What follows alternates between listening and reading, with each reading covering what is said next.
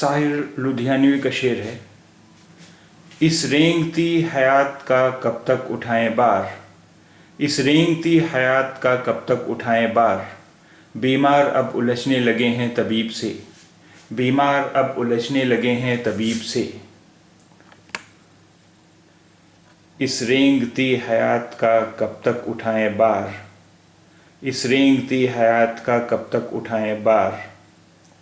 बीमार अब उलझने लगे हैं तबीब से, बीमार अब उलझने लगे हैं तबीब से। बार यानी बोझ, बार यानी बोझ।